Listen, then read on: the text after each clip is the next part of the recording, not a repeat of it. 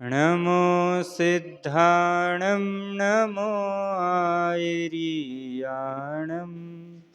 नमो वज्झायाणं नमो लोये सव्वसाहुणम्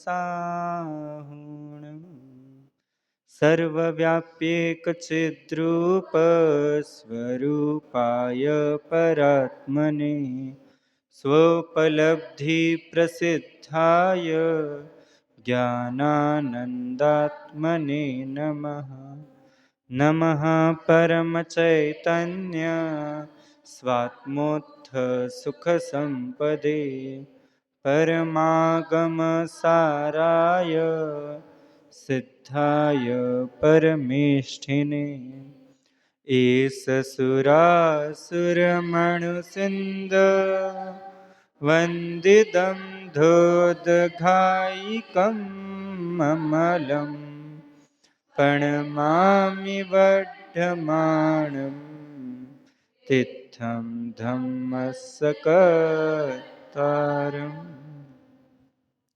श्री कुंद कुंद आचार्य देव द्वारा प्रणीत प्रवचन सार नामक ग्रंथ विराजमान है।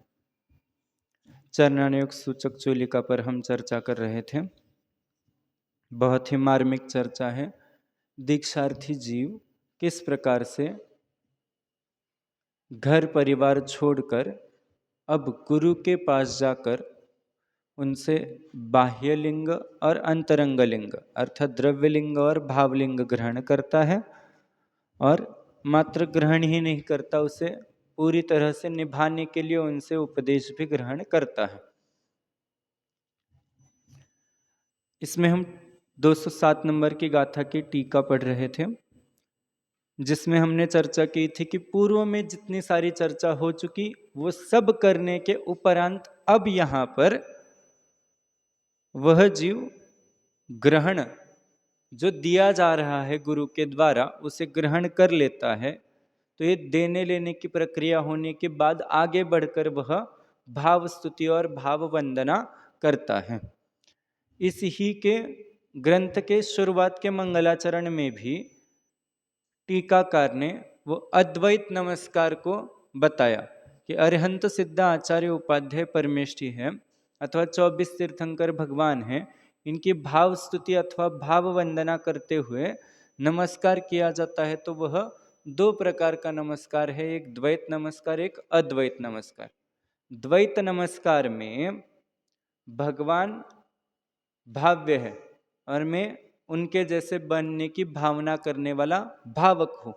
ऐसे भाव्य भावक भाव जहाँ पर उत्पन्न है वहाँ पर द्वैत है, परंतु ये भाव्य भावक भाव भी जहाँ विलीन होता है और मैं स्वयं भगवान समान हूँ, उनके प्रति इतनी तल्लीनता हो जाती है, उनके गुणों में इतना अनुराग बढ़ जाता है कि अपने आप को उन समान अनुभव करने लगता है। उनके प्रति इतनी श्रद्धा उसकी उत्पन्न होती है कि वह अपने स्वयं का स्वरूप भूल जाता है। तब वह नमस्कार अद्वैत नमस्कार कहलाता है। और यहाँ पर आचार्य देव ने मुख्य रूप से जब भाव शब्द का प्रयोग किया स्तुति और वंदना के साथ, तब वहाँ पर किसको ग्रहण किया? अद्वैत नमस्कार को ही ग्रहण किया गया है। अब आज आगे हम जो उपदेश सुना जाता है गुरु के द्वारा, जो अरहंत परमेष्ठि से परंपरा से प्राप्त हुआ, आचार्य परमेष्ठि के पास उपदेश प्राप्त है, उसको जब ग्रहण करता है तो वह किस प्रकार से करता है, इसकी चर्चा आज हमें करनी है। दो प्रकार के गुरुओं की चर्चा की, एक है दोनों ही परम गुरु है, फिर भी एक मूल परम गुरु है, दूसरे उत्तर परम गुरु है। मूल परम गुरु कौन रहेंगे? अरहंत परमेष्ठि जो सर्वज्ञ वीतरागी है, वे मूल परम गुरु। और उत्तम परम गुरु कौन है? जिनसे दीक्षा ली जा रही है वे आचार्य परमेष्ठि। सभी आचार्य परमेष्ठि को यहाँ नहीं ग्रहण करेंगे। मूल में तो सभी तीर्थंकरों को, सभी सामान्य अरहंतों को भी ग्रहण किया जाएगा, परंतु जब आचार्य की समीक्षा की जाएगी कौन आचार्य है जो उत्तर परम गुरु कहलाएंगे, तो जिनसे दीक्षा प्राप्त हो रही है वे आचार्य ही यहाँ पर उत्तर परम गुरु के नाम से अभिप्रेत हैं। 404 नंबर पृष्ठ, गाथा क्रमांक 207। गाथा और पद्यानुवाद एक साथ बोलेंगे।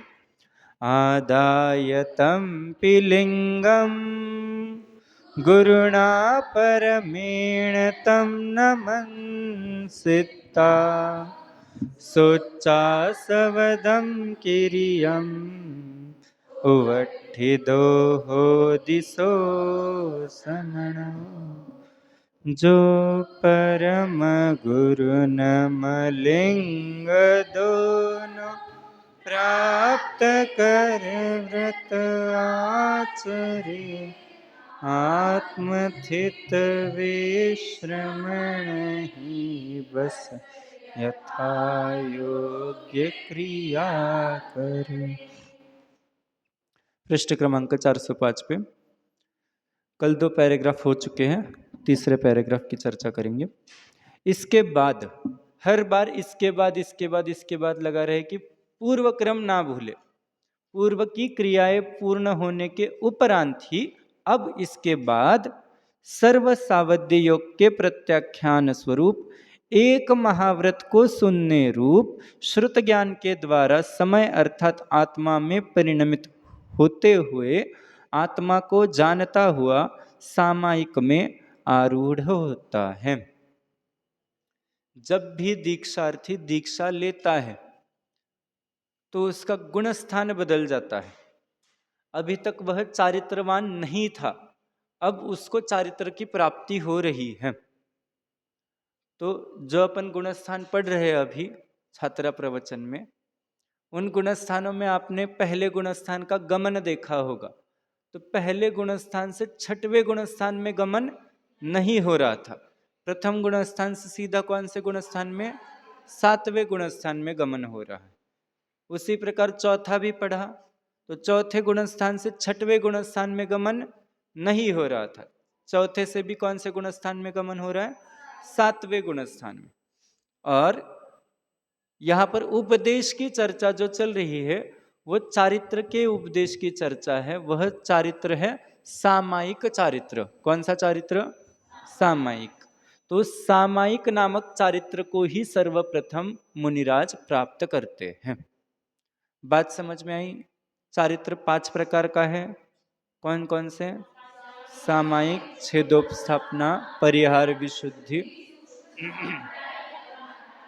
तो ये सब क्रम ही इसलिए दिया गया है कि मुनिराज सर्वप्रथम कोई प्राप्त करेंगे तो वह कौन सा चारित्र होगा? सामायिक नामक चारित्र ही प्राप्त करेंगे। इसलिए यहाँ उपदेश की भी मुख्यता है। तो कौन से उपदेश की मुख्यता है? सामायिक नामक उपदेश चारित्र की ही उपदेश की चर्चा प्रथम बार की। क्योंकि हम देख के आए हैं उपस्थित शब्द का अर्थ, आगे भी अभी चर्चा फिर से आएगी उपस्थित की टीका में, कि ध्यान करता है तब वो उपस्थित होता है। और ध्यान करते हुए फिर वो अवस्था कौन सी है? ध्यान कर रहा है अर्थात वह सामयिक कर रहा है। तो सामयिक में जो चारित्र प्राप्त हो रहा है तो चारित्र भी कौन सा है? सामयिक चारित्र है। ये सामयिक चारित्र क्या है ये देख रहे हैं। आगे छेदोपस्थापना चारित्र क्या होता है इसकी विशेष चर्चा डिटेल में मूल गाथा में भी आचार्य देव ने की है। तो अभी सामयिक क्या होता है इसे हमें समझना है। पहली बात तो अभी तक उस जीव के पास कोई भी प्रकार का चारित्र नहीं था, ना सामयिक था, ना छेदोपस्थापना, ना परिहार विशुद्धि, और आगे के सूक्ष्म सांप्रय और यथाख्यात का तो संबंध ही नहीं है। तो जो जीव अचारित्रवान था अथवा जो जीव मिथ्या चारित्र वाला था, उस जीव को अब कौन सा चारित्र प्राप्त होगा? सर्वप्रथम सामायिक चारित्र प्राप्त होगा। इसलिए मुनिराज के द्वारा उपदेश सुनने के बाद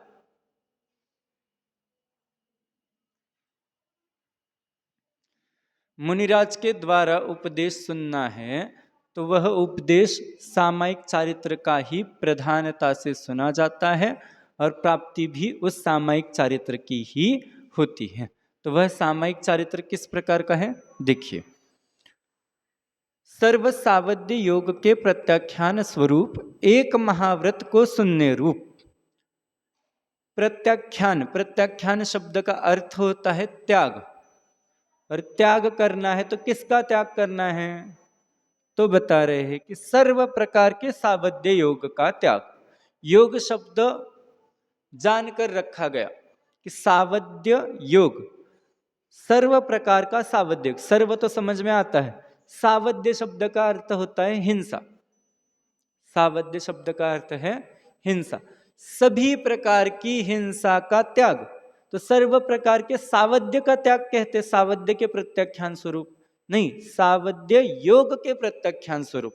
योग शब्द इसलिए लगाया, योग जब हम चर्चा करते हैं कितने प्रकार के योग हैं, मन वचन काय, इन 3 प्रकार के योग हैं। और इन 3 प्रकार के योग बाहर की क्रियाओं से संबंध रख रहे हैं क्या?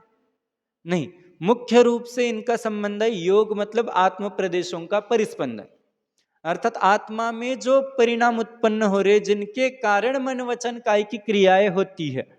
तो सिर्फ बाह्य हिंसा का त्याग नहीं करा रहे, यहाँ पर अंतरंग हिंसा का भी त्याग आवश्यक है। ये बात सूचित करने के लिए यहाँ पर योग शब्द रखा गया है। तो सावध्य से तो बाह्य हिंसा पूर्ण रूप से त्याग कर दी गई, और योग शब्द से अंतरंग हिंसा जो मन वचन काय की प्रवृत्ति रूप से होती है, वो अंतरंग हिंसा का भी यहाँ पर पूर्ण रूप से प्रत्याख्यान अर्थात त्याग करना, ये ही मुख्य महाव्रत है। ऐसा ही पुरुषार्थ सिद्धि उपाय में भी कहा। हम सामान्य रूप से देखते हैं महाव्रत कितने हैं, 5, परंतु यहाँ कह रहे हैं आचार्य अमृतचंद्र देव कि महाव्रत तो एक ही है, वह है सर्व सावध्य योग का त्याग, अर्थात अहिंसा महाव्रत ही एक महाव्रत है। इस महाव्रत में सभी प्रकार के महाव्रत शामिल हो जाते हैं, गर्भित हो जाते हैं। फिर भी उसको समझाने के लिए, उसका विस्तार करने के लिए क्या कहा गया, 5 प्रकार के महाव्रत होते हैं। चूंकि 5 पाप बताए गए, 5 पापों के विरुद्ध अर्थात उनका त्याग करना 5 महाव्रत कहलाएंगे। तो एक महाव्रत कौन सा है, अहिंसा महाव्रत।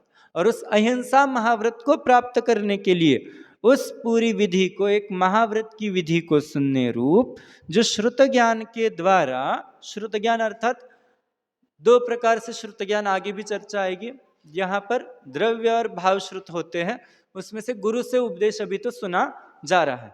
उस उपदेश के द्वारा समय अर्थात आत्मा में परिणत होते हुए आत्मा को जानता है। हिंसा के स्वरूप को नहीं समझाया जा रहा है, हिंसा से रहित ऐसे श्रुत ज्ञान में क्या समझाया जा रहा है, हिंसा से रहित आत्मा को समझाया जा रहा है। उस आत्मा को समझकर उस आत्मा में ही परिणमित होते हुए क्या करता है, आत्मा को जानते हुए सामायिक नामक चारित्र में स्वयं आरूढ़ होता है। यह है वास्तविक परिणमने की विधि, यह है वास्तविक उपदेश ग्रहण करने की विधि। ये इसलिए समझाया जा रहा है कि होता ऐसा है कि छात्रा प्रवचन में बातें मत करो, ऐसा बताया जाता है ना मानसी। तो अपन क्या करते हैं, एक दिन सुना, फिर दूसरे दिन फिर से बातें करने लग जाते हैं, फिर तीसरे दिन फिर से बातें करने लग जाते हैं।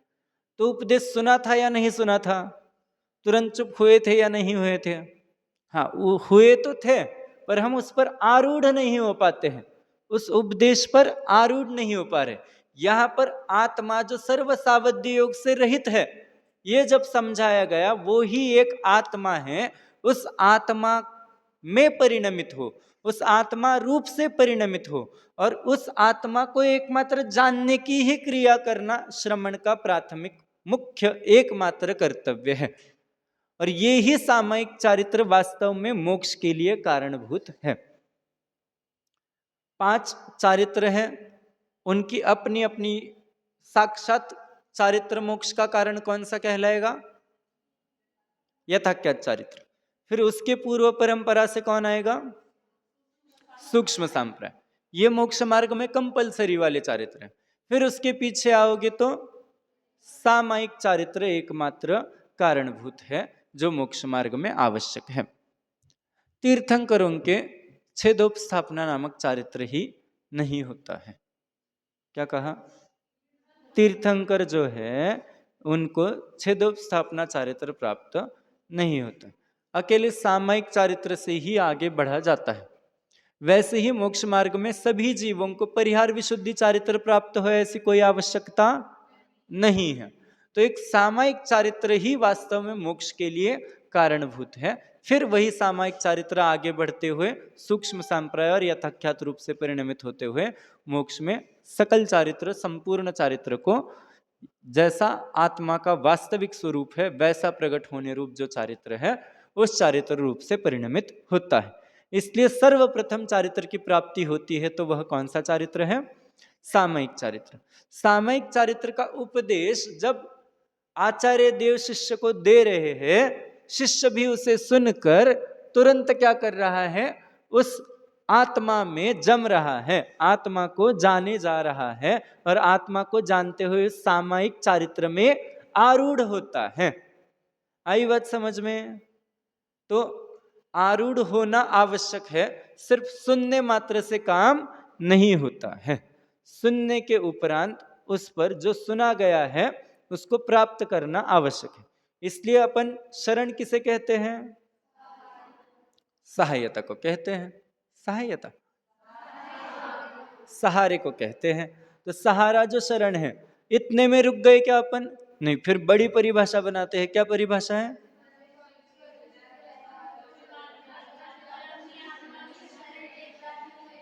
अपनी आत्मा की शरण लेता है। पंच परमेष्टि के बताए हुए मार्ग पर चलकर फिर स्वयं अपनी आत्मा की शरण लेता है, तब वह वास्तविक क्या कहलाती है? शरण कहलाती है। वही वास्तविक सहारा कहलाता है। वैसे ही यहां कह रहे हैं कि गुरु तो श्रुत ज्ञान के द्वारा उपदेश दे ही रहे हैं, परंतु उपदेश सामायिक चारित्र में कब कन्वर्ट होगा, कब परिणमित होगा? जब वह स्वयं समय में परिणमित होते हुए, अर्थात अपनी आत्मा में ही परिणमित होते हुए उस उपदेश को अच्छी तरीके से अपने आत्मा में ग्रहण करते हुए मात्र अब उस उपदेश को नहीं जान रहा, अब उस गुरु को नहीं जान रहा है, अब उन अरहंत परमेष्ठि को भी नहीं जान रहा है। अब किसको जान रहा है? अब आत्मा को जानता हुआ सामायिक में आरूढ़ होता है। बहुत सारी चीजें हम सीखते जाते हैं और सीखते हुए हमें लगता है कि बहुत कुछ सीख लिया। जैसे गुणस्थान सीख लिया, बहुत अच्छे से हमने तैयारी भी कर ली, परंतु जब पढ़ाने की बारी आती है तो यहाँ पर आकर क्या हो जाता है? डगमगा जाते हैं। हमें लगता है कि एग्जाम में हम लिख देंगे, पर एग्जाम में लिखने बैठते हैं और कुछ समझ ही नहीं आता क्या लिखना है क्या नहीं। स्वस्ति ने अभी कहा ना कि शब्द ही नहीं प्राप्त हो रहे थे आपको बोलने के लिए। तो ये कॉन्सेप्ट तो समझ में आ गया, ये हमें समझ में आया है, परंतु प्रस्तुत करना भी आवश्यक है। मात्र समझ अपने तक रखनी है, ये ठीक है, पर आप सामान्य श्रोता तो हो नहीं, आप जैन दर्शन कन्या महाविद्यालय की छात्रा हो, है ना? तो आपको खुद भी समझना है और उस कॉन्सेप्ट को सामने प्रस्तुत भी करना है। तो दोनों तरीके आपके पास होने चाहिए और उसको प्रस्तुत करने के लिए विषय समझना मात्र काफी नहीं है, उस विषय के शब्दों को स्वयं परिचित होते हुए दूसरों को परिचय कराना है। इस अपेक्षा से आप विचार करोगे और इस अपेक्षा से आप स्वयं अभ्यास करोगे, तब जाकर वो कला आप में, प्रस्तुत करने की कला आप में डेवलप होगी। तो यहां पर कह रहे हैं कि वैसे ही आत्मा को जानना, उपदेश मात्र सुन लिया, समझ गए क्या? हाँ, समझ भी गए, और उस आत्मा को जानकर सामायिक चारित्र को प्राप्त करने का आनंद जो है, वह आनंद कब आएगा? जब आप स्वयं अपनी आत्मा को, मात्र अपनी आत्मा को, अन्य किसी को भी नहीं। सावधि योग क्या होते हैं? हिंसा के कितने प्रकार होते हैं? कितने प्रकार की हिंसा होती है? अच्छा, मुझे 2 प्रकार की पता थी, आपको 4 की पता है। हाँ, तो 2 प्रकार होते हैं, 4 प्रकार होते हैं। अब विकल्प उत्पन्न होने नहीं करने हैं।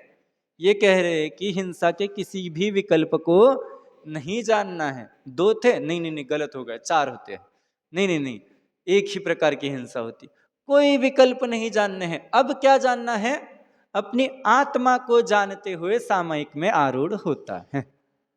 तो जो सारे भेद प्रभेद गुरु के द्वारा जाने, उस सब का सार किस में परिणमित होना था?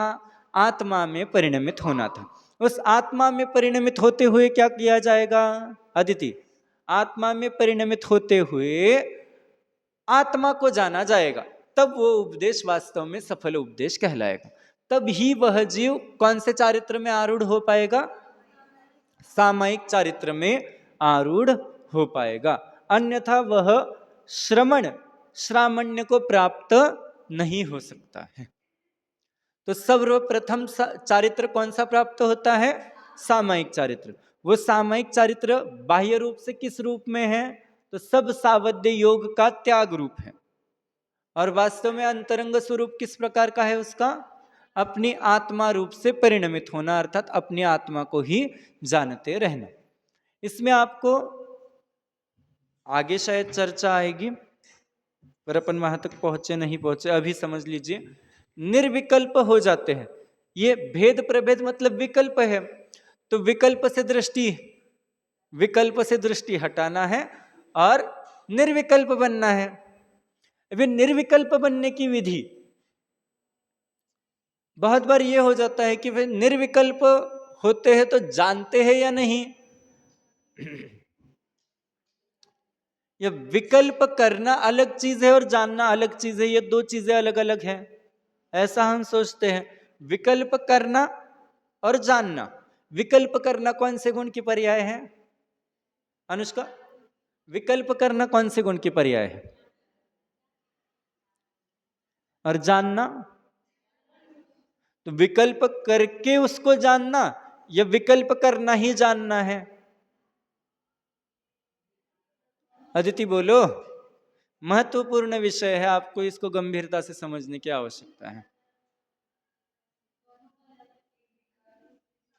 तो एक पर्याय में विकल्प करता होगा, एक पर्याय में जानता होगा। इसलिए ज्ञान हमेशा होता है साकार होता है। साकार और निराकार के कंसेप्ट को समझिए आप। दर्शनोपयोग हमेशा निराकार ही होता है, वैसा निर्विकल्प ज्ञान कभी भी नहीं होता। जब ज्ञान स्वयं में लीन हो रहा है तब भी ज्ञान साकार होता है। साकार कहो, सविकल्प कहो, तो सविकल्प होता है। और आत्मानुभूति तो निर्विकल्प दशा का नाम है। तो ये बात कैसे जम रही है? अस्ति कुछ इसका उत्तर बताओ। साकार भी होता है, कह रहे ज्ञानोपयोग में ही आत्मानुभूति होनी है, वो साकार मतलब सविकल्प है। और ऐसे तो बताया जाता है निर्विकल्प आत्मा की अनुभूति। इसलिए समझिए, छद्मस्थ अवस्था में कदापि विकल्प से रहित अवस्था नहीं होती है। पर के निमित्त ना होना, पर के संबंध में विकल्प उत्पन्न ना होना, ये ही निर्विकल्पता है, ये ही ज्ञान की निर्विकल्पता है। तो स्व के संबंध में विकल्प हो सकते हैं, क्योंकि विकल्प और जानना अलग अलग बातें नहीं है। हम जो जान रहे हैं उसको ही हम विकल्पात्मक जानना, विकल्प रूप से जानना, जब भेद प्रभेदों में बुद्धि लगा रहे हैं तो उसे हम कह रहे हैं कि विकल्प रूप से जान रहे हैं। पर जब आत्मा को जानेंगे तो आत्मा को जान रहा हूं, ये विचार मात्र वहां पर स्थित है, तो उसमें विकल्प है या नहीं? तो जब भी बुद्धिपूर्वकता की बात आएगी तो आत्मा को जानने के विकल्प किए जाते हैं। किसे जानने के विकल्प किए जाएंगे? आत्मा को जानने के विकल्प। और जब आत्मानुभूति हो रही है तब भी वो आत्मा के विकल्प चलते ही रहते हैं और उस ही में आत्मानुभूति होती है। इसलिए वो रहस्यपूर्ण चिट्ठी में खुलासा किया कि निर्विकल्प होता है, निराकार हो जाता है, मतलब ज्ञान से शून्य नहीं हो जाता। ज्ञान में मैं स्वयं आत्मा हूं ये तो जानता ही है, मैं स्वयं भूत भविष्यत वर्तमान काल के जो कर्मों के उदय है उनसे भिन्न आत्मा हूं, मैं त्रिकाल एक ज्ञायक स्वभावी आत्मा हूं। ये आत्मा के संबंध में विकल्प चलते रहेंगे और उस ही में आत्मानुभूति होगी। तो निर्विकल्प ज्ञान शून्य ऐसा कभी भी दर्शनोपयोगमय अनुभूति कदापि नहीं होती है। अनुभूति होती है तो वो ज्ञानोपयोग में होती है। ये बात समझ में आनी चाहिए। इसलिए यहां पर जरूरी है कि आत्मा को जानता हुआ, तो जानन जानन जानन स्वभाव को जानना है जब कह रहे हैं, तो वो ये है कि आत्मा को जानता हुआ ही आगे चारित्र में बढ़ता है, अर्थात आत्मा की अनुभूति रूप अर्थात शुद्धोपयोग को प्राप्त करता हुआ वह गुणस्थान सातवें में गमन करता है। फिर वो चौथे से आए, पांचवे से आए, अथवा सीधा पहले गुणस्थान से सातवें गुणस्थान में आए, अपने आत्मा को जाने बिना इस सातवें गुणस्थान में प्रवेश संभव ही नहीं है। प्रवेश करना है तो सामायिक चारित्र में, जिसमें आत्मा को जानना होता है, उस चारित्र में ही नियम से प्रवेश होता है। कितने बजे से प्रारंभ हुआ था? तो ये हुई सामायिक चारित्र की बात। अब आगे बढ़ते हुए कह रहे हैं वो भेद भिन्नता प्रत्याख्यान करना होता है, प्रतिक्रमण करना होता है, आलोचना करनी होती है। ये भी तो मुनिराज के आवश्यक है, सारे आवश्यकों की चर्चा आगे की जाएगी। तो जो पंच महाव्रत आदि की चर्चा पहले कर आए हैं, उसमें क्या विशेष जानना बाकी था, वो विशेष यहाँ पर इस टीका में अथवा इस गाथा में बता रहे थे। पहले पिछले श्लोक में हमने हिंसादि रहितो, हिंसादि से रहित होता हुआ, और फिर हिंसादि से रहित मतलब व्रतों का ग्रहण करता है, ये सारी चर्चा हमने पहले की है। फिर भी यहाँ पर उपदेश क्यों दिया जा रहा है, ये जब चर्चा हो रही, इसमें ये विशेषता पहली आई कि उसको सामायिक चारित्र का उपदेश प्रामुख्य से दिया जा रहा है। अब आगे बढ़ते हुए कह रहे, इस सामायिक को प्राप्त करने के उपरांत और इसके बाद प्रतिक्रमण, आलोचना, प्रत्याख्यान स्वरूप क्रिया को सुनने रूप श्रुत ज्ञान के द्वारा त्रैकालिक कर्मों से भिन्न किए जाने वाले आत्मा को जानता हुआ अतीत, अनागत, वर्तमान, मन, वचन, काय संबंधी कर्मों से भिन्नता में आरूढ़ होता है। बहुत ही मार्मिक चर्चा ये है। इसमें प्रतिक्रमण, आलोचना और प्रत्याख्यान का स्वरूप पहले समझिए। प्रतिक्रमण किसे कहते हैं? भूतकाल में किए गए दोषों से निवृत्त होना, उनका त्याग करना, उनके बारे में प्रायश्चित्त आदि ले लेना, यह क्या कहलाता है? प्रतिक्रमण। आप बोलते हो प्रतिदिन? हाँ, तो क्या बोलते हो लास्ट में उसमें? 2-3 वाक्य। ये जो भी दोष मेरे द्वारा हुए हो उनका मैं प्रायश्चित्त करता हूं, वे सारे मिथ्या हुए, मैं मुझ में रहूं। हाँ, और पाठ का नाम क्या है? प्रतिक्रमण पाठ। तो प्रतिक्रमण में भूतकाल में जो भी सारी भूलें हुई हो उनके संबंध में प्रायश्चित्त लिया जा रहा है। आलोचना, वर्तमान में जो दोष हो रहे, अपराध हो रहे हैं, उनके प्रति प्रायश्चित्त करना क्या कहलाता है? आलोचना। अंतर समझ में आया प्रतिक्रमण और आलोचना। अब कह रहे प्रत्याख्यान। प्रत्याख्यान का पिछले पैराग्राफ में अर्थ समझा हमने, त्याग, सामान्य अर्थ है त्याग। परंतु यहां जब प्रतिक्रमण प्रत्याख्यान की चर्चा आती है तो भविष्य काल में होने वाले दोषों का पहले ही प्रायश्चित्त करना। अब ये कैसे होता है? अभी तक जो दोष किए ही नहीं हैं उनके प्रति पहले ही प्रायश्चित्त कैसे लिया जा सकता है? तो इसका स्वरूप इस प्रकार से है कि हम व्रतादि ग्रहण करते हैं। तो व्रतादि ग्रहण करना अर्थात यदि कल की तिथि, आने वाली कल की तिथि है 14, अब उस 14 में हम क्या नहीं करेंगे? कोई भी आहार पानी का ग्रहण नहीं करेंगे। तो ये क्या हुआ? उपवास। तो ये उपवास, व्रत लेना ही प्रत्याख्यान है। कब लिया आपने उपवास? उस दिन नहीं लेते हो आप कब लेते हो उपवास? एक दिन पूर्व, सूर्यास्त होने के पहले ही क्या कर लेते हैं? हम चारों प्रकार के आहार का त्याग रूप नियम ले लेते हैं, और फिर आने वाले दिन में कोई भी पाप नहीं करेंगे। तो जो पाप पहले आगे होने वाले थे उनका पहले ही हमने क्या कर लिया, प्रायश्चित्त कर लिया। इसका नाम क्या है, प्रत्याख्यान। आई बात समझ में? तो जो किए ही नहीं उनका प्रायश्चित्त क्या हुआ, इसमें दोष ना करना ही वास्तव में उसका फल है। आ रही है बात समझ में? मतलब पहले प्रायश्चित्त ले लो और बाद में दोष करते रहो, ये उपदेश है क्या? जैसे पूर्व में किए थे उनका तो हम प्रायश्चित्त कर रहे हैं, वर्तमान में क्वचित कदाचित जो दोष लग रहे हैं बुद्धिपूर्वक अबुद्धिपूर्वक उनका भी प्रायश्चित्त कर रहे हैं, और भविष्य में भी हम करेंगे इसलिए अभी प्रायश्चित्त ले रहे। ऐसा नहीं, भविष्य में दोष करेंगे ही नहीं इसलिए उनका त्याग अभी कर देना ही उनके प्रति प्रायश्चित्त है। ठीक है, तो ये जो भूत भविष्य वर्तमान की चर्चाएं है, यहां पर जो दोष उत्पन्न हो रहे हैं और वो ना होने के लिए हमारे मन में विकल्प उत्पन्न हो रहे हैं, कह रहे कि उस क्रिया को सुनने रूप श्रुत ज्ञान के द्वारा, अब कह रहे ये प्रतिक्रमण प्रत्याख्यान आलोचना इन सब को छोड़कर क्या करना है, त्रैकालिक कर्मों से भिन्न किए जाने वाले आत्मा को जानता हुआ। त्रैकालिक कर्म, कर्म अर्थात यहां मन वचन काय की क्रिया भी लेना, और जो कर्म बंध हुआ है पहले उस कर्म बंध का उदय आने पर जो भी दोष लगते हैं वो सारे क्रोध मान माया लोभ रूप हो अथवा सामान्य आहार विहार आदि की क्रिया में लगने वाले दोष हो, सभी प्रकार के दोषों से अब कह रहे हैं कि भिन्न किए जाने वाले आत्मा को जानता हुआ। करूंगा नहीं करूंगा ऐसा कोई भी विकल्प यहां पर उत्पन्न नहीं कर रहे हैं। ये बात वास्तव में समझने लायक है।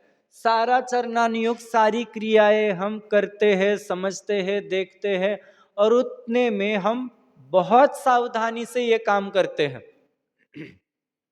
करते हैं ना, नमन लेना है, नमन मतलब गंधोदक लेना है तो बिल्कुल सावधानी से 2 उंगलियों से नीचे ना गिरे, यहाँ मस्तक पर शीर्ष पर ही लगाएं और फिर हाथ धो देंगे। बहुत सावधानी से एक एक क्रिया। फिर पूजन करनी है तो एक भी चावल का दाना इधर उधर ना गिने, बहुत सावधानी से हम ये क्रियाएं करते हैं। कोई भी विधान आदि करना है, कोई भी व्रतादि करने हैं तो उसकी विधि बहुत सावधानी से हम ध्यान में रखकर करते हैं, पर उससे आगे ही नहीं बढ़ते हैं कि ये जो क्रियाएं हैं ये सारे कर्मोदय के कारण, औदयिक भावों के कारण हो रहे ही क्रियाएं हैं। इसमें जीव का वास्तव में 100% नहीं लग रहा है। ये तो कर्म का उदय आ रहा है, कर्म के उदय में जीव थोड़ा बहुत पुरुषार्थ कर रहा है तो ये शुभ क्रियाएं करता हुआ दिखाई देता है, परंतु वास्तव में आत्मद्रव्य तो त्रैकालिक इन क्रियाओं से भिन्न ही है। समझ में आ रही है बात? आत्मा सहज रूप से परिणमित प्रति समय होते ही जा रहा है। नदी है तो नदी का पानी रोकने के लिए बांध लगाना पड़ता है, पता है आपको? बांध लगाकर नदी का पानी रोका जाता है और फिर उस पानी के फ्लो को इधर उधर बहाया जाता है, खेतों में वगैरह प्रोवाइड किया जाता है पानी। नदी को रोकने के लिए तो बांध लगाने की आवश्यकता है, पर नदी को बहाने के लिए क्या करता है कोई? नदी को बहाने के लिए तो कुछ करने की आवश्यकता ही नहीं है। वैसे ही आत्मा एक द्रव्य है और द्रव्य का स्वभाव है परिणमना। हम तो ये समझ रहे थे आत्मा तो नित्य होता है, नित्य होता है, नित्य होता है। हाँ, नित्य है आत्मा, वो नित्य आत्मा नित्य परिणमता हुआ है। क्या समझ में आया? परिणमन भी आत्मा का स्वभाव है। तो आत्मा को, नदी को तो बांध लगाकर रोक दो उसका प्रवाह। क्या आत्मा का प्रवाह इस प्रकार से रोका जा सकता है? हमें लगता है कि हम नींद की गोली ले ले, सो जाए तो प्रवाह रुक गया। ऐसे रुकेगा आत्मा का प्रवाह? आत्मा का प्रवाह किसी भी कारण से रुकेगा नहीं। निगोद में जाओगे असंगी और बेचैन जैसे पड़े रहोगे, आपको लगेगा आत्मा का प्रवाह नहीं चल रहा है, परंतु वहां पर भी आत्मा का प्रवाह चल ही रहा है। और वो जो कर्म निरपेक्ष आत्मा का प्रवाह है वह नित्यता का आधार है। इसलिए यहां पर कहा गया कि त्रैकालिक कर्मों से भिन्न किए जाने वाले आत्मा को जानता हुआ, ये मन वचन काय की क्रिया करने वाले आत्मा को नहीं जान रहा है। मन वचन काय के द्वारा हो रहे अपराधों के प्रायश्चित्त स्वरूप जो आत्मा परिणम रहा है, उस आत्मा को भी नहीं जान रहा है। किसे जान रहा है? जान रहा है जो मन वचन काय की क्रिया से रहित है। हमने मन वचन काय की क्रिया को सुधारने के लिए तो सावधानी बरती, परंतु मन वचन काय की क्रिया से रहित जो आत्म स्वभाव है, उस आत्म स्वभाव को जानने के लिए हम आज तक सावध नहीं हुए हैं। और जो करने का काम सामायिक में परम आवश्यक है। मतलब वही बात है, हम प्रतिदिन क्या करते हैं? सहजानंदी शुद्ध स्वर बोलते तो है। अब एक तो वहां मन वचन काय की सुसूत्रता तो नहीं देखी जाती, एक रूपता तो देखी नहीं जाती। ये है सहजानंद, ये है शुद्ध स्वरूप, है ना। और फिर उसको बंद करके चेन बंद कर अविनाशी पना हो गया उसका। ऐसे तो हमारे सहजानंदी चल रहे हैं, नहीं क्या? तो मन वचन काय की एक रूपता हो जाती है जब आत्मा का स्वभाव वास्तव में जाना जाता है, और वह आत्मा का स्वभाव किसी भी क्रिया से संबंधित नहीं है। इसलिए हमें सावधान करने के लिए एक बार नहीं 3 बार बोलते हैं हम सहजानंदी शुद्ध स्वरूपी। प्रतिदिन बोल भी रहे हैं। तो ये यही चल रहा है ना कि क्रिया को शून्य रूप श्रुत ज्ञान के द्वारा क्रिया तो समझ ली हमने, क्या करो? 5 मिनट आत्मचिंतन करो, फिर उसके बाद सहजानंदी शुद्ध स्वरूपी बोलो। क्रिया तो सुन ली, और उसके द्वारा करना क्या था? तीनों काल के जो कर्म के उदय से होने वाले परिणाम हैं, उनसे भिन्न मैं आत्मस्वरूप हूं, ये जानना था। और ये जानता हुआ वह कैसा होता है? अतीत, अनागत। अनागत मतलब जो अभी तक आए नहीं है, भविष्य काल में होने वाले हैं। अनागत और वर्तमान में जो हो रहे हैं, उन संबंधी कर्मों से और मन वचन काय संबंधी। इसलिए बाहरी कर्मों की क्रियाएं बताई, काल संबंधी क्रियाएं बताई, और अंतरंग में मन वचन काय की क्रियाएं जो हो रही है उसको भी बताया। और फिर बताया इन सब कर्मों से भिन्नता में वह आरूढ़ होता है, अर्थात अपनी आत्मा के निर्विकल्प चिंतन में आरूढ़ होता हुआ मात्र जानन स्वभाव में लीन होता है। इस प्रकार से वह श्रमण वास्तव में सामायिक नामक चारित्र को प्राप्त करते हुए आगे बढ़ता है। अब अंतिम स्टेज बाकी है, वो है इसके बाद समस्त सावध्य कर्मों के आयतन भूत काय का उत्सर्ग अर्थात उपेक्षा अर्थात त्याग करके यथाजात रूप वाले स्वरूप को एक को अग्रतया अवलंबित करके रहता हुआ, एक को एकाग्रतया अवलंबित करके रहता हुआ उपस्थित होता है। और उपस्थित होता हुआ सर्वत्र सम्यक दृष्टि पने के कारण साक्षात श्रमण होता है। अब वह जीव बना है श्रमण, बन गया खुश। हाँ, यहां पर जो श्रामण्य की चर्चा शुरू से प्रारंभ हुई थी, अब वह वास्तव में प्रथम गुणस्थान से 7वें गुणस्थान में आकर स्वयं श्रमण बन चुका है। इसलिए इसके बाद समस्त सावध्य कर्मों के आयतन भूत, आयतन मतलब क्या होता है? स्थान, रहने का, निवास का स्थान। तो जहां जहां पर भी जिस जिसके आश्रय से भी यदि कोई हिंसा का काम हो रहा हो, तो उन सभी का उत्सर्ग करते हुए, और उस सब का कारण एकमात्र है शरीर। आ रही ये बात समझ में? यदि आत्मा और शरीर भिन्न हो जाए तो आत्मा किसी वस्तु को स्पर्श करती है? नहीं। तो स्पर्श नहीं हो रहा तो कोई बाहरी हिंसा का कोई संबंध बनेगा? कदापि नहीं बनेगा। तो जब तक शरीर के साथ आत्मा का संबंध है तब तक ही क्या हो रहा है, ये बाह्य सावध्य योग बना हुआ है। बाह्य हिंसाओं के दोष लगने का कारण मात्र एकमात्र आयतन कौन है, यह शरीर है। शरीर की महती जहां बतानी है वहां तो बताया जाता है शरीर माध्यम खलु धर्म साधन, शरीर ही एकमात्र धर्म का साधन है और वो आद्य है, सबसे प्रमुख है। और इसका विपरीत भी है, शरीर ही एकमात्र आयतन है सारी हिंसाओं का। यदि इस शरीर से संबंध ना रखो तो कोई भी हिंसा ही नहीं होनी है। पर इस शरीर के वश होकर, जब हम अपनी आत्मा के वश होते हैं, तब आत्मा के वश होते हैं, तब ये शरीर बन जाता है सभी धर्म साधनों का कारण। और जब हम शरीर के वश हो जाते हैं, काय के वश हो जाते हैं, तो यही शरीर क्या बन जाता है, सभी सावध्य योगों का मूल कारण। अंतर समझ में आ रहा है?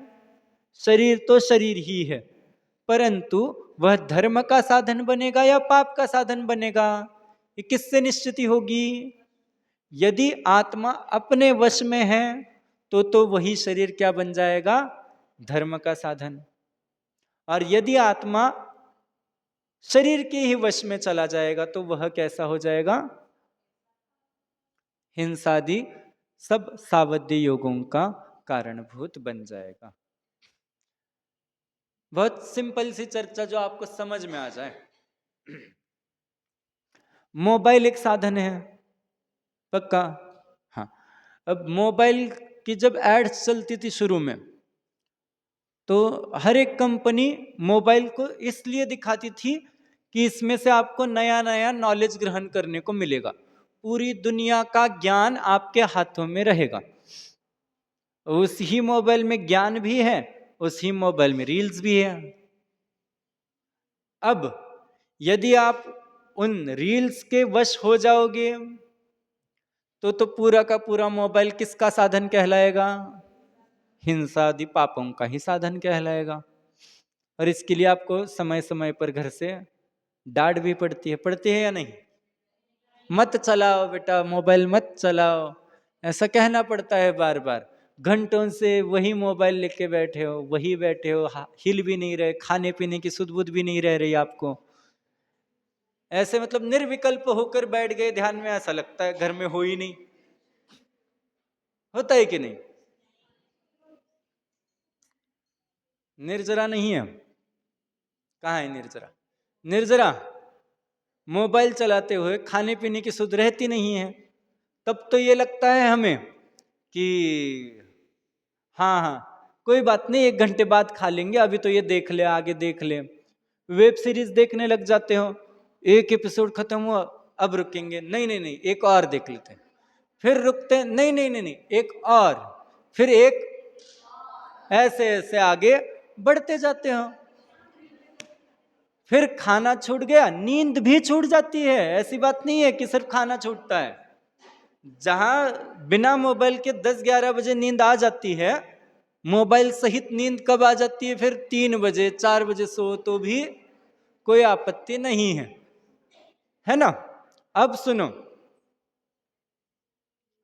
मुनिराज भी अपने आत्मा में ऐसे ही लीन होते हैं तो उन्हें भी भूख प्यास की कोई चिंता नहीं रहती है। बस आप उधर उस मोबाइल के वशीभूत हो रहे हैं, मुनिराज अपनी आत्मा के वशीभूत है।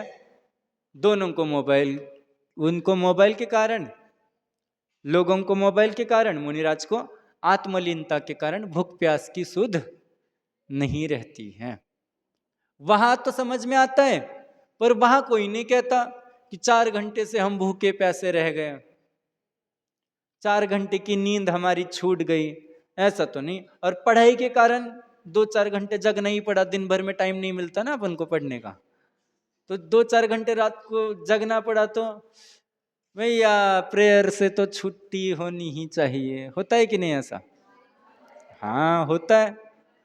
तो कष्टदायक वही चीज लगती है जहां आपका मन नहीं लगता है। मुनिराज का मन आत्मा में लग रहा है, तो उन्हें बाहरी परिसह उनको कष्टदायक नहीं लग रहे। केशलुंचन के समय आपको लग रहा था ना इतने कष्ट क्यों सह रहे हैं? अरे नहीं सह रहे वो कष्ट, वो तो अपनी आत्मा में लीन हो रहे हैं, तो उन्हें बाहरी कष्ट कष्टदायक लगते ही नहीं हैं। वो तो अचेतन समझते हैं, उसका आत्मा के साथ संबंध ही नहीं है। तो इस प्रकार से शरीर को यदि शरीर के वशीभूत होगे, पंच इंद्रियों के वशीभूत होगे, तो फिर वो हिंसा का आयतन बन जाएगा। और यदि अपने आत्मा के वशीभूत रहकर शरीर का प्रयोग मात्र आहार विहार आदि के संबंध में किया जाएगा, तो वही धर्म का प्रमुख साधन बन जाएगा। वही मोबाइल यदि मात्र लिमिटेड टाइम के लिए, जैसे आपको यहाँ कंप्यूटर लैब दी जाती है पढ़ने के लिए, किसके लिए? CUET की एग्जाम का पढ़ना है, तो पढ़ने के लिए दी जाती है। यह है उस मोबाइल का, उस कंप्यूटर का वास्तविक सही प्रयोग। क्या आपको पहले पता है करना क्या है, किसकी पढ़ाई करनी है, और फिर आप उसका प्रयोग कर रहे हैं। और करना क्या है नहीं पता, उठा लिया हाथ में तो बस चलते जा रहा है, चलते जा रहा है, चलते जा रहा है, अविरल धारा में स्क्रॉल होते जा रहा है, बुद्धि में कुछ आ नहीं रहा है, समय बीतता जा रहा है। मुनिराज ऐसा कार्य नहीं करते, इसलिए कह रहे हैं कि समस्त सावध्य कर्मों के आयतन भूत काय का उत्सर्ग अर्थात त्याग करके यथाजात रूप वाले स्वरूप को, यथाजात रूप वाला स्वरूप आत्मा का भी जानते हैं, और आत्मा का ऐसा स्वरूप प्राप्त करने के लिए बाह्य में यथाजात स्वरूप बनते हैं। नहीं आ रहा समझ में? आत्मा का यथाजात स्वरूप क्या होना चाहिए? सभी कर्मों से रहित अवस्था, जो सिद्ध अवस्था है वह आत्मा का वास्तविक यथाजात स्वरूप है। और वैसा आत्मा का यथाजात स्वरूप जानते हैं, तब जाकर क्या होता है, बाह्य में नग्न दिगंबर अवस्था यथाजात स्वरूप प्राप्त होती है। तो यथाजात रूप वाले स्वरूप को एक को एकाग्रतया अवलंबित करके रहता हुआ उपस्थित होता है। उपस्थित शब्द का अर्थ हमने क्या समझा था? ऊपर अर्थात समीप स्थित होना। ऐसे ही शब्द है स्वस्थ। आप हम एक दूसरे से पूछते हैं मिलने के बाद, स्वास्थ्य तो ठीक है, तो मुनिराज से पूछ सकते हैं क्या स्वास्थ्य तो ठीक है? हाँ बिल्कुल पूछ सकते हैं, पर वहां अर्थ भिन्न हो जाता है, अपना अर्थ भिन्न हो जाता है। अपना स्वास्थ्य मतलब शारीरिक स्वास्थ्य ठीक है, मुनिराज के संबंध में स्वास्थ्य ठीक है, आत्मा में स्थिरता ठीक है या नहीं, स्व में स्थित हो या नहीं।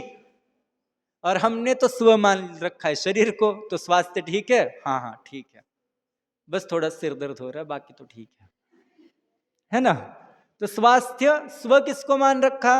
शरीर को, तो वो स्वास्थ्य बताते हैं। मुनिराज का स्वास्थ्य क्या है? रत्नत्रय में रम्माण होना, रत्नत्रय ही उनका स्वास्थ्य है। तो रत्नत्रय में लीनता उनका वास्तविक स्वास्थ्य है, वे उपस्थित होते हैं। ध्यान को क्या डिफाइन किया जाता है? ध्यान किसे कहते हैं? एकाग्र चिंता निरोधः ध्यानम। एक को अग्र करते हुए, एकाग्र मतलब एक को अग्र करते हुए, और एक कौन होना चाहिए? एक अपना आत्मा होना चाहिए। यहां वही बात कह रहे हैं, एक को एकाग्रतया अवलंबित करके रहता हुआ, अर्थात ध्यान अवस्था में उपस्थित होता है, और उपस्थित होता हुआ सर्वत्र सम्यक दृष्टिपने के कारण साक्षात श्रवण होता है। अब ये सम्यक दृष्टिपना यहां क्यों आया फिर से? क्योंकि सिर्फ सम्यक दृष्टि जीव ही सातवें में जाते हैं, ऐसा मतलब चौथे पांचवे वाले ही सातवें में गमन करे, ऐसा नहीं है। जो मिथ्या दृष्टि जीव था पूर्व में, वो भी सीधा मुनि बन सकता है, तो वह बिना सम्यक दर्शन के तो मुनि नहीं बनेगा। बिना सम्यक दर्शन के सामायिक नामक सम्यक चारित्र प्राप्त नहीं होगा। इसलिए सर्वत्र अर्थात किसी को भी इसका अपवाद नहीं है कि बिना सम्यक दर्शन के ही सम्यक चारित्र मात्र बाह्य व्रत आदि ग्रहण करके प्राप्त हो जाए, ऐसा नहीं होता है। सर्वत्र सम्यक दृष्टिपने के कारण साक्षात श्रमण होता है। इस प्रकार से हमने ये श्रमण बनने की विधि और जो सामायिक चारित्र है उस सामायिक चारित्र को प्राप्त करने की विधि हमने समझी है। कल से हम आगे की चर्चा जो छेदोपस्थापना चारित्र है उसकी चर्चा प्रारंभ करेंगे। ओम नमः। अभी चिंतन कीजिए। मुनि